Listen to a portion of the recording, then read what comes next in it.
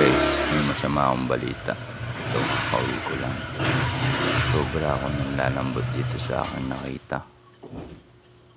Siyempre nanghihinayang din ako, pero wala tayong magagawa. Ganyan talaga pag-aalaga ng isda. Pag-uwi ko nga guys, galing trabaho, ito yung nakita ko. Yung special super blood red arwana natin tumalon. Tapos nakita ko pinaglalaroan na siya ng pusa. Diba? Nakakapanlambot. Solid. Yung pagod ka maghapon sa daan para magtrabaho, tapos pag-uwi mo, ganito pa yung dadatnan mo. Sobrang nakakalungkot. Ngayong ating arwana, pag-uwi ko, tumalon siya. Ayan, dito siya nakatalon. Itong takip niya, safe siya eh. Siguro may nakita siyang mga insekto or mga ipis, kaya tinalunan niya. Ayan o, umangat siya o. Kita niyo guys, ayan o, umangat. Ang takip niya talaga, nakaganyan siya. Ayan, tapos may lock yan o. Nawala pa yun dito. Yung takip ayun o. Ito yung isang takip, dito yan. Ayan, dito yan. Tapos yan oh. Ito nakaganyan yan oh. Kaya safe na safe. Siguro nakita niyo yung ipis, tinalunan niya, nagwala. Ayan. Kaya yan siya ngayon. Mga tankmate niya oh. Arwana keepers oh.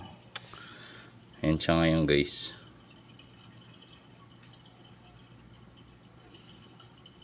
Yung pusa nakita ko pinaglalaroan niya eh. Busy na pusa yun.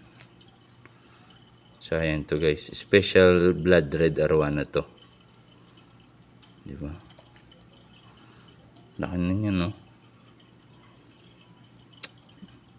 Ang sakit sa dibdib, ang sakit sa puso, diba?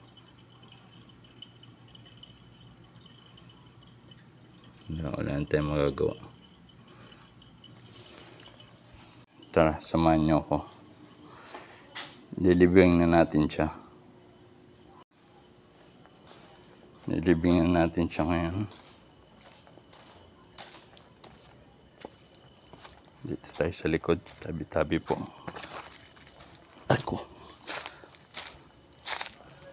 Ayan.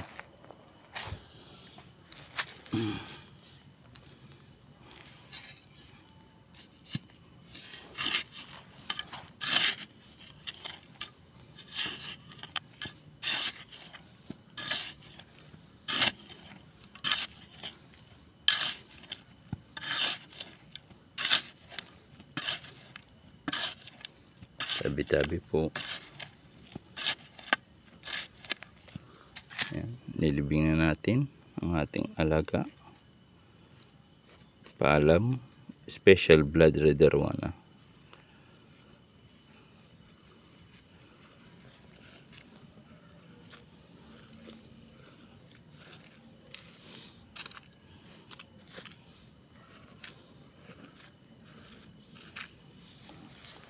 Bye-bye.